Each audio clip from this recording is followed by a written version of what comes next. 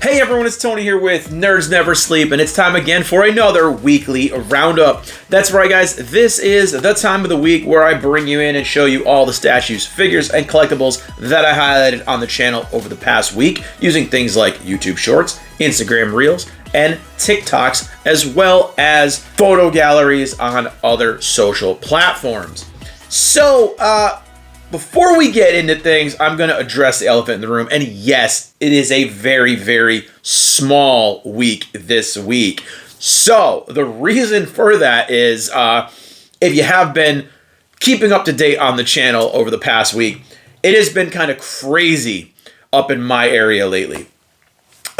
Snowstorms, power outages, internet going out, all kinds of just crap. Like literally, if it could happen last week, it happened. And because of that, I did not get as many things done this week as I said I wanted to. So I didn't get as many figures shot. I didn't get as many videos shot. And it even interrupted things like my gaming streams, where in the middle of a stream, power just went out and everything went kapoof. So yeah, it's been kind of a crazy week, but I did try to get a couple of figures out there for you guys. So we're going to go ahead and we're going to get right into things now. Started out the week with one of my favorites for Miku Monday. Now, this one did not perform as the Mikus typically do, so it's very strange to me. I went with one of my favorites from the Taito Wonderland series, and it's the Puss in Boots Miku. Now, this one is absolutely amazing. I love the entire aesthetic of this figure, her little tufted ears, the way they use the translucent PVC for the edges of her hair, the boots, the pose, everything about this figure is absolutely amazing. Not sure why she only got under 50 views on YouTube, but every other platform, she got a lot of views. People really loved her. Several thousand views over on Instagram, which is rare for my channel over there. So, yeah, it was a weird one for me. But she is still one of my favorites in the Wonderland line, just because she's kind of a different take. She's not a princess or anything like that. It's literally Puss in Boots. And again, she just looks awesome. I highly, highly recommend her if you haven't gotten one already. Now, Tuesday, there was no post because Tuesday was where I was streaming and lost power in the middle of my stream. So there was no post on Tuesday. Apologies for that. Now, for Wednesday, because of all the Ninja Gaiden hype, and the fact that I've been streaming Dead or Alive Extreme Volleyball Scarlet, I decided to go with one of the DOA/Ninja Gaiden ladies with this amazing Ayane from Kotobukiya.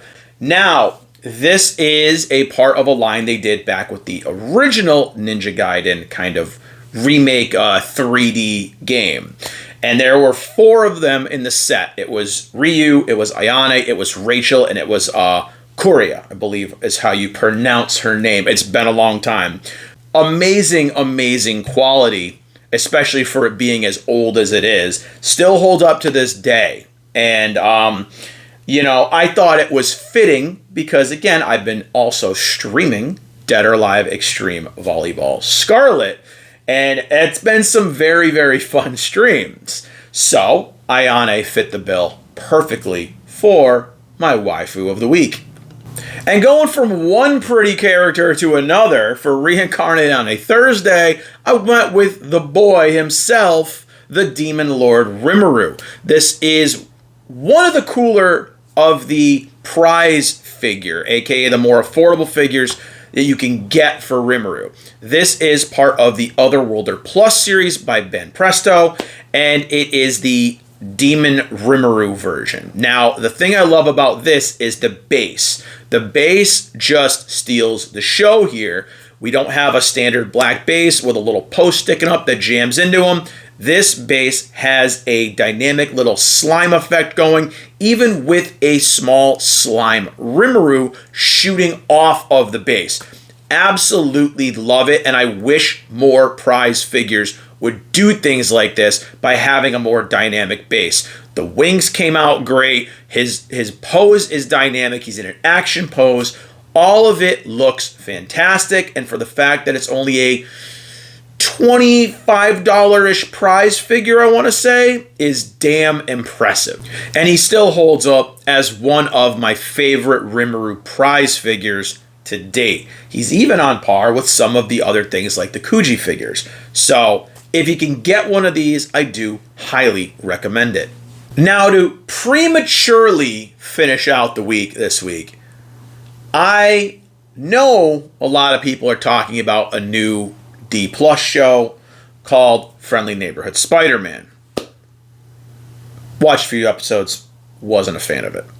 But that aside, for Figure Friday, I went with the OG, the classic look Spider-Man and Mary Jane by Kotobukiya again. This is one of their older pieces. It's part of the Fine Arts series they used to do quite a bit ago. And this was just a really cool one because not only was it a Spider-Man swinging over the city, but he had MJ in his arms, and she just has the classic look to her.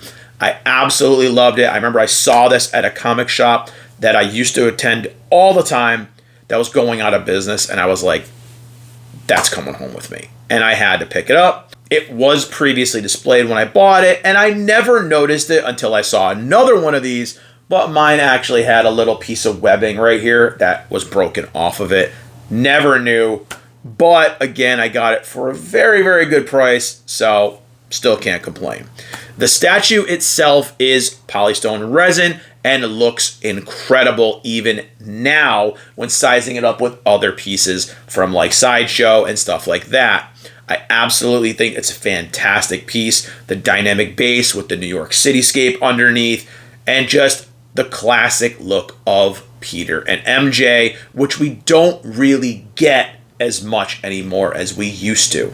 So if you can find one of these, they are a little bit harder to come by, especially intact. I do highly, highly recommend getting one. Definitely an awesome piece. I love the classic look, and it just brings you back to when Spider-Man comics were just simple and just great. Sorry to say it, but again, I absolutely love it, and it's still one of my favorite Kotobukiya statues. So that's going to be it for the very short list of pieces that I highlighted this past week on the channel. Again, outside interferences aside, crappy Spectrum internet cutting out with the snow and everything else, it's been a little bit of a tough week for me to post. But hopefully in the upcoming weeks, going into February, we're going to be more on track. Now, normally what I do is I pick a favorite from the high end and a favorite from the low end. And this week's going to be very easy because there's two higher ends and there's two lower ends. My obvious pick of the week is going to go to Spider-Man and MJ for the higher end stuff. Now for the lower end stuff, it is a little bit harder because I do love me some Rimuru. But I got to give my hats off to the Puss in Boots Hatsune Miku. So Spidey, MJ, and Miku happen to be my picks for this week. Let me know who your favorite was in the comments down below. And now we're going to get into the boring stuff, as always, and it's going to be the page updates. So, as you guys know, this week was kind of a rough one. Definitely a slow week. Haven't had one like this in a while. But I still did some game streaming. Last week was Dead or Alive Extreme 3 Scarlet Edition for the PS4. Now, those streams have been very fun, and thankfully YouTube stopped flagging them as adult content. So I definitely got more views this time around. And yeah, we definitely had some fun interactions during those streams. So thank you guys again that come in and chat during the streams. It has been so much fun getting to know people, chatting with people, and just kind of building more of a rapport with all of you that view the channel. Did do my best games of 2025 video, And so far, it has been denied as of recording today twice by YouTube for copyright and things like that. So I do have to go in, edit, redo, and tweak more things like gameplay clips, audio, things like that. So this is becoming more of a pain in the butt than I anticipated, but it's not unexpected. I just assumed that since it was my gameplay footage from my live streams, that I'd be able to put some of these clips in as I was talking about the games. But it may not be the case, so we may get a more dumbed down video with just some photographs and things like that. Maybe I can sprinkle in some clips here and there where it will allow me, but hopefully I get that out by next week. I don't want it to be the end of February by the time I get my top games of 2024 done. I also have a couple of unboxings that I'm still working on, and I am I'm currently in the process of redoing, I should say, my videos that were supposed to drop back in the summer, like July or August, which we're going to be reviewing the Rippaverse books. Now, those of you who know, back last summer, I did get some merchandise from a company called the Rippaverse, run by a man named Eric July. Now, the first video I made was just reviewing the packaging, how everything was delivered, and the quality look of the products, because I wanted to know and let people know if it was as advertised. And it was. I went on to record reviews of each one of the things I got in the package. But unfortunately, those videos and the video files got corrupted. I was using a different program that I wasn't as familiar with, and crap happened. So I kind of just put it on the back burner and forgot about it. I've gotten people asking about things now, if I ever did the reviews, if I'm ever planning on doing the reviews. So I dug up my old notes, and I've reread the books, and I'm going to go and I'm going to try to redo all the videos. They're going to be a little bit more condensed than the previous iterations were.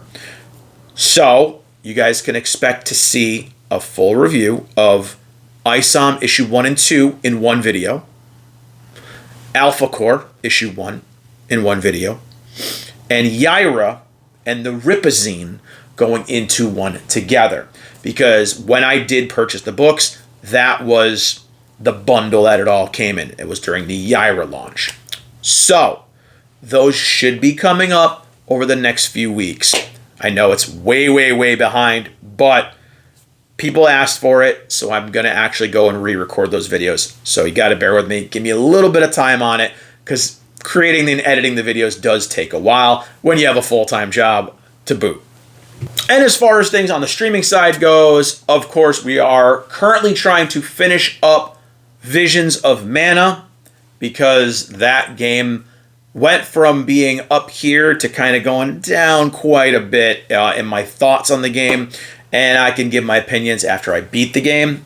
But again, if you guys have been watching the streams, there's a character that comes into the game later on that I cannot stand and just sucks the whole mojo out of the game every time the character's on screen. Other than that, so far, been a very, very simple game, very easy game, very normie friendly, very beginner friendly, and it's a very colorful, bright game. It's been fun playing it, but it's not as good as I hoped so far. So hopefully this week, we're going to finish that game up, and we're going to be rolling into Hogwarts Legacy. So I'm kind of maybe excited, maybe a little optimistic about it, because I am not a Harry Potter fan, and I know nothing really about Harry Potter other than the first two movies bored me to death. So this will be interesting, and if I end up not liking the game, I'm probably not going to stream it anymore. So we will see what happens. But other than that, be on the lookout for some more unboxings and reviews. I'm going to continue reviewing my Iron Studios pieces, even though I've had a very big issue with them over the past couple weeks. I know I made a post for it, but for those of you who don't know, I pre-ordered the Deadpool Wolverine 1/10 scale from Iron Studios directly don't usually do that. I usually go through Sideshow, Big Bad Toy Store, or someone else. But I did pre-order it from them directly, gave my $50 deposit, non-refundable, and never got the statue. So I inquired, and apparently they sent me an email back in November, which I never read. Maybe it went in my spam folder. I don't know. But after several email interactions with their customer service, I was shown a thing saying I got and read the email. Well, they also said to me, we send you 3 notifications to let you know your item is ready so you can complete the process. But we stopped at 1. So I was very, very agitated by that and said, well, I'd like my money back, or I'd like to be able to apply the $50 towards something else because you no longer have the statue that I pre-ordered and I gave you money for. And long story short, they told me, piss off, you forfeited the money, and better luck next time. So I'm going to my bank to get a chargeback issue claimed. I filed a claim with PayPal, and they told me it's been over 180 days, so they can do nothing about it. That's why I do tell people from now on, be cautious about pre-ordering statues. Because after a certain period of time, that money gets forfeit. So, cautionary tale for everyone else. I'm not throwing shade at Iron Studios products themselves, but I am going to say that the customer service end has really let me down, and I will never pre-order a statue directly from them ever again. I will buy them during their sales when they have the items in stock, but from right now, it will be my last pre-order from them. I will go to places that are a little bit more expensive, like Sideshow and Big Bad Toy Store, because I know my pre-order is going to be guaranteed. It's going to come when it is in stock, and my money will not be forfeit. So that's it for that little update, and I do apologize for the rant, but as someone who does do a lot of Iron Studios statues and is always singing their praises, just like I do with other companies, I've got to call out the nonsense and the BS when it happens. So we'll see what happens from here on out. But that's it for the page updates, guys. Sorry I had to kind of end it on a little bit of a rant. Let me know what your thoughts are on this whole little interaction and if you've had a negative experience as well, because I've gotten feedback from several other people with horror stories about not only that company, but other companies as well. So it's not just an isolated thing. And that's going to be it for this week's Weekly Roundup. So sorry to end on a negative note, but hopefully you guys enjoyed checking out the few figures that I did highlight over the past week.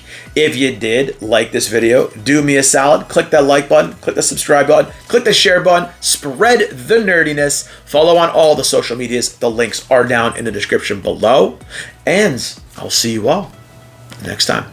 Bye, everyone.